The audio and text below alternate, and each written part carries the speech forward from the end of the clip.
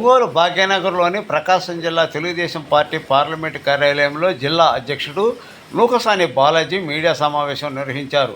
YCP Santhanuthalapadu మాజీ MLA TJR సుధాకర్పై తీవ్ర స్థాయిలో మండిపడ్డ నూకసాని బాలాజీ ప్రజలు రాష్ట్రంలో కూటమి ప్రభుత్వానికి అత్యధిక మెజార్టీతో గెలిపించారని, వైసీపీ ప్రభుత్వానికి 11 సీట్లతో సరిపెట్టినా ఇంకా వైసీపీ ఎమ్మెల్యేలకు కానీ మాజీ ముఖ్యమంత్రి కానీ బుద్ధి రాలేదని, చంద్రబాబు నాయుడు గారు ప్రకటించిన సూపర్ 6 పథకాలపై అమలు చేయడం లేదని చంద్రబాబు అని సంతనూతలపాడు మాజీ ఎమ్మెల్యే టీజేఆర్ సుధాకర్ బాబు మీద తీవ్రస్థాయిలో ధ్వజమెత్తారు.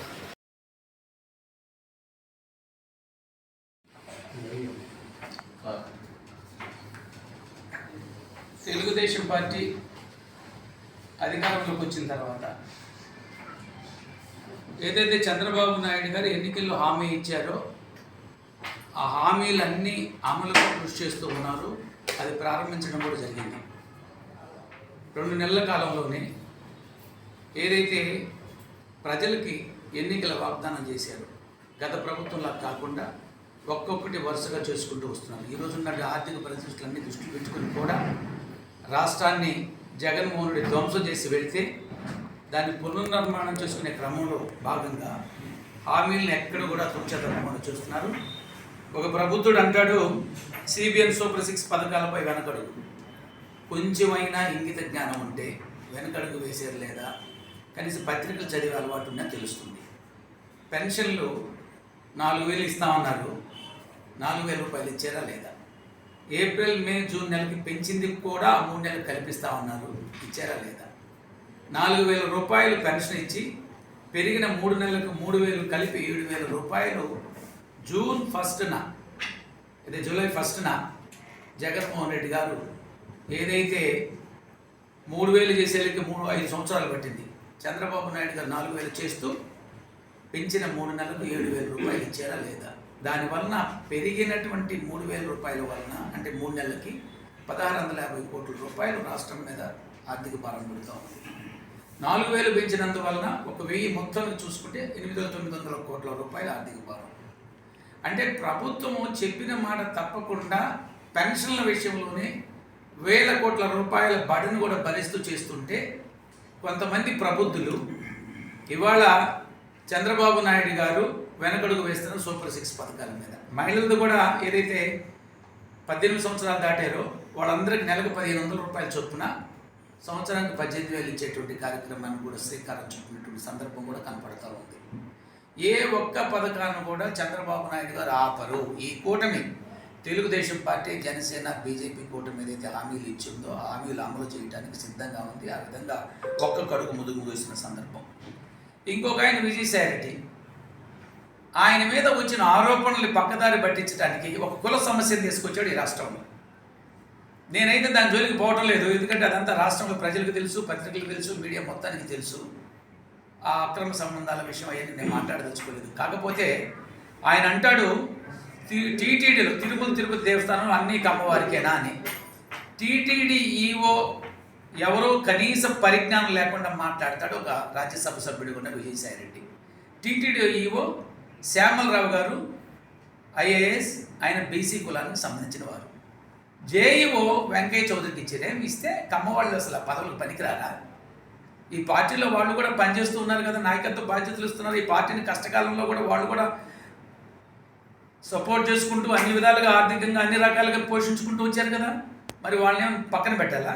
మరి మీరు 600 పోస్టులు ఇస్తే బ్రహ్మాండమైన పోస్టులు వైఎస్ఆర్ కాంగ్రెస్ గవర్నమెంట్లో ఏదైతే అడ్వైజర్స్ పేరుతోటి 600 పదవులు ఒకే కులానికి ఇచ్చారా లేదా? ఎక్కడన్నా బీసీ ఎస్టీకి ఒక అడ్వైజర్ పోస్ట్ ఇచ్చిన దాఖలాలు ఉన్నాయా? కాబట్టి ఇక్కడ మొట్టమొదటిగా ఒక బీసీలకి టీటీడీ చైర్మన్ ఇచ్చింది కూడా తెలుగుదేశం పార్టీ. ఆ రోజు సుధాకర్ యాదవ్కి టీటీడీ చైర్మన్ ఇచ్చింది తెలుగుదేశం పార్టీ. ఇలా టీడీ ఈఓ బీసీకి ఇచ్చారు, జేఈఓ ఆయనకి ఇస్తే అంత మాత్రాన్ని కమ్మ కులానికి మొత్తం ఇచ్చినట్లు అవుతుందా? కాబట్టి దీని ఒక బలహీన వర్గాల నాయకుడిగా మేము వ్యతిరేకిస్తున్నాం. చంద్రబాబు నాయుడు గారు ఎక్కడ బీసీలకి ఏ అవకాశం ఇవ్వాలో అవకాశం ఇవ్వడంలో ఆయన ప్రావీణ్యుడు. చక్కగా ఇవాళ మంత్రివర్గం కూర్పు చేస్తే 8 మంది బీసీలకి మంత్రి పదవులు ఇచ్చి అవి కూడా చాలా ప్రాధాన్యమైన శాఖలను బీసీలకి ఇచ్చారు. ఎక్కడ అప్రాధాన్యమని కాదు, మీకులాగా ఏదో ఇచ్చేసి వాళ్ళని దూరంగా కూర్చోబెట్టే కాకుండా ఒక ప్రాధాన్యమైనటువంటి శాఖల నుంచి బీసీలకు సముచిత స్థానం ఇచ్చినటువంటి ప్రభుత్వం ఏదైనా ఉందంటే అది చంద్రబాబు నాయుడు గారి కూటమి ప్రభుత్వం. అదేవిధంగా జగన్మోహన్ రెడ్డి గారు పాస్బుక్లు ఇచ్చాడు. ఏమో వాళ్ళ అమ్మయ్య వాళ్ళ నాన్నగారు పాస్బుక్లు ఏమన్నా, నా భూమి నీ భూమి మన భూమి, ఆ భూమి మీద ఎవరి ఫోటోలు ఉండాలండి? ఒక స్టేట్ గజెట్ లాగా స్టేట్ ముద్ర ఉండాలి, రాజముద్ర ఉండాలి. అది వదిలేసి నువ్వెవడివి నీ బొమ్మలు వేసుకుంటానికి? బ్యాంకులో పెట్టుకుంటాము, లేదా నీ ప్రభుత్వం అయిపోయింది వాళ్ళు నీ ముద్రతోటి పాస్బుక్లు ఉంటాయా? బట్ ప్రజలకి కావాల్సిన అవసరం ఎందుకు? కొన్నిటి మీద నీ ముద్రలు వేసుకుంటావు, లేదా ముఖ్యమంత్రి బొమ్మలు వేసుకుంటూ కొన్నిటి మీద వేసుకోరు. కానీ నువ్వేం చేసావు? నీ బొమ్మలు వేసుకొని ఆ పాస్బుక్ని అపాసి పాలు చేసావు. కొన్ని కోట్ల రూపాయల ధనాన్ని దుర్వినియోగం చేసావు. రాళ్ళు, సర్వే రాళ్ళు, గ్రానైట్ రాళ్ళ కోసం 100 కోట్లు దుర్వినియోగం చేసావు. అంటే ఏంటి? నువ్వు ముఖ్యమంత్రి అయిపోయిన తర్వాత ఏ రాళ్ళకి ఏ వాల్యూ ఉంది? కాబట్టి వాళ్ళు చంద్రబాబు నాయుడు గారు ఏ ముద్ర లేనటువంటి రాళ్ళు, అవి బొమ్మలు లేని రాళ్ళు, ముద్ర లేని పాస్బుక్లు ఇవ్వడానికి సిద్ధంగా ఉన్నారు. ఇంకొక అడుగు ముందు వేసి మా లోకేష్ బాబు గారు విద్యాశాఖ మధ్యలు విద్యాశాఖ క్యాలెండర్లో పార్టీ రంగులు కానీ లేదా పార్టీ నాయకులు బొమ్మలు లేకుండా ఒక చక్కటి క్యాలెండర్ రిలీజ్ చేస్తున్నారు. అంటే ఇక్కడ పార్టీ రంగులు లేవు. మీరు వచ్చే అక్కడేదో చిక్కీలు ఇచ్చినా నీ బొమ్మ, జగనన్న గోరుముద్ద, దానికి ఇవాళ సర్వేపల్లి రాధాకృష్ణన్ గారి పథకాలతో ఆయన పేరు, లేదా డొక్కు సీతమ్మ పేరు, అదేవిధంగా మూడవది మన మాజీ రాష్ట్రపతి అబ్దుల్ కలాం గారు. ఒక దేశ నాయకులు, ఒక మంచి నేపథ్యం ఉన్నటువంటి, సమాజానికి సేవ చేసినటువంటి గొప్ప విద్యావేత్తల యొక్క బొమ్మలు వేసుకునే పరిస్థితి. నీవన్నీ నీకు జగనన్న గోరు ముద్ద, జగనన్న వాగుడు ముద్ద, జగనన్న శుద్ధదండ ఇలాంటి పథకాలన్నీ పెట్టుకొని నాశనం చేసేవి రాష్ట్రాన్ని. బుద్ధి లేనటువంటి ఎదవలు కొంతమంది ఇవాళ చంద్రబాబు నాయుడు గారు సూపర్ 6 పథకాల మీద వెనక్కి ఇలాంటి తప్పుడు పనులు చేసి రాష్ట్రాన్ని అధోగతి చేసి రాష్ట్రాన్ని ఒక అగ్నిగుండంలాగా తయారు చేసి రాష్ట్రంలో కక్ష రాజకీయాలకి నిలయం చేసి అక్రమ కేసులు బనాయించి రాష్ట్రంలో ఉన్నటువంటి ప్రధాన ప్రతిపక్షంగా ఉన్న తెలుగుదేశం పార్టీని జైల్లో పెట్టి దుర్మార్గం చేసినటువంటి మీరా ఈరోజు చంద్రబాబు నాయుడు గారి గురించి మాట్లాడేది కొంచెమన్నా బుద్ధి ఉందా? విజయసాయి రెడ్డికి అసలు బుర్ర పనిచేస్తుందా? నీ మీద వచ్చిన ఆరోపణలతో మనసు చెడి గందరగోళమై ఏం చేయాలో పాల్గొక తెలుగుదేశం పార్టీకి కమ్మకులాన్ని అంటగడతావా? వాళ్ళ నేను ఇక్కడ ఒక బీసీ నాయకుడిగా తెలుగుదేశం పార్టీ జిల్లా అధ్యక్షుడిగా ఉన్నాం. నిన్న మంత్రివర్గంలో 8 మందికి బ్రహ్మాండమైన శాఖలు ఇచ్చారు చంద్రబాబు నాయుడు గారు. ఇవన్నీ ఎందుకు మర్చిపోతారు? మీ ప్రభుత్వాలు ఎవరికి ఇచ్చారు? 56 కార్పొరేషన్ ఇస్తే ఒక కార్పొరేషన్ చైర్మన్ కూడా ఎవడో వాడికే తెలియదు. ఏం చేశాడో తెలియదు. 1 రూపాయి ఇచ్చిన దాఖలా లేవు. కాబట్టి ఇవాళ ఈ ప్రభుత్వము ఏదైతే ప్రజల ప్రభుత్వంగా ఉందో, ప్రజాస్వామ్యయుతంగా ఉందో, చట్టాలకి అనుగుణంగా నడవడానికి సిద్ధంగా ఉంది. ఈ ప్రభుత్వం మీద అవాకులు చవాకులు పెడితే ఇప్పటికే 11 సీట్లు పరిమితం చేశారు. ప్రతిపక్ష నాయకుడు కూడా హోదా లేకుండా.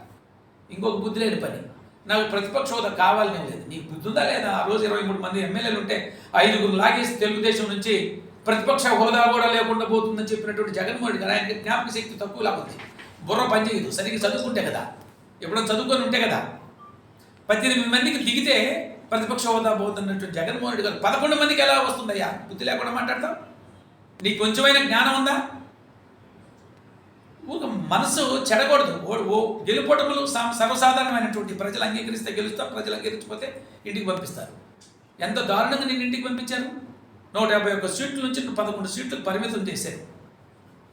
అది బుద్ధి లేకుండా నాకు ప్రతిపక్ష హోదా లేకుండా చేస్తున్నారు అనేటువంటి తెలుగుదేశం మీద అభాండాలు. 10% ఉండాలి మినిమం, కనీస జ్ఞానం అది లేదు నీ దగ్గర. అది ఆయన ఇంకొక ఆయన ఎవరు మాజీ ఎమ్మెల్యే ఒక ఆయన మాట్లాడుతూ ఏం మాట్లాడాలో తెలియకుండా ఏదో ఒకటి మాట్లాడాలా, ఏదో జనంలో ఉండాలా.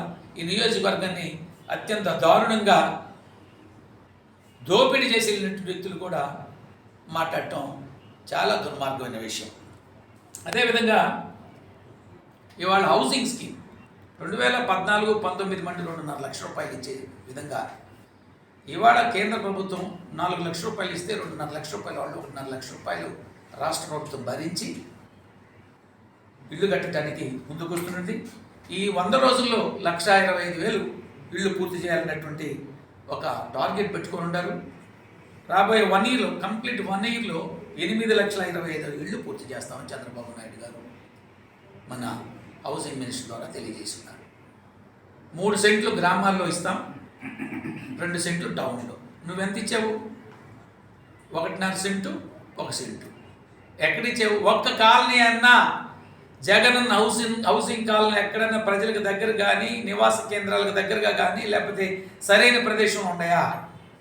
ఎక్కడో దూరంగా ఉండేటువంటి పొలాలు కొని 1,00,000, 2 లక్షలు ఉండే పొలాలు కొని 25 లక్షలు, 30 లక్షలు, 50 లక్షల రూపాయలు ధరలు వేసుకొని కోట్ల రూపాయలు మీ ఎమ్మెల్యేలు ఈ రాష్ట్రంలో దోచేశారు హౌసింగ్ స్కీమ్ పేరుతోటి. సింగరాయకుండా చూస్తున్నాను ఆ ఇళ్ళు ఈ రోజుకు నిరుపయోగంగా ఉండి ఒక లో లయింగ్ ఏరియాలో ఒక రకమైన వర్షాలు పడిన మునిగిపోయేటువంటి పరిస్థితులు కనిపించినటువంటి ప్రాంతాల్లో ఉన్నాయి.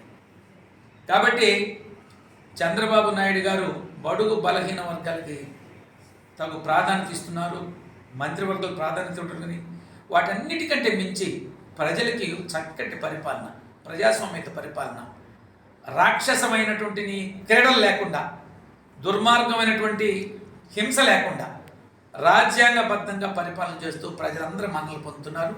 సూపర్ 6 పథకాలన్నిటినీ కూడా చంద్రబాబు నాయుడు గారు కొనసాగిస్తాను హామీ ఇచ్చినారు. ఈరోజు ఈ 5 సంవత్సరాలు జరిగినటువంటి దుర్మార్గం పరిపాలన, దాని ఫలితాలని శ్వేతపత్రం ద్వారా ఒక్కొక్క డిపార్ట్మెంట్ రిలీజ్ చేస్తున్నారు. నిజంగా ఏ వైఎస్ఆర్ కాంగ్రెస్ పార్టీ నాయకుడికైనా, మాజీ మంత్రులు అక్కడ పనిచేసిన మంత్రులకైనా, లేకపోతే ఆఖరికి జగన్మోహన్ రెడ్డి గారైనా దమ్ముంటే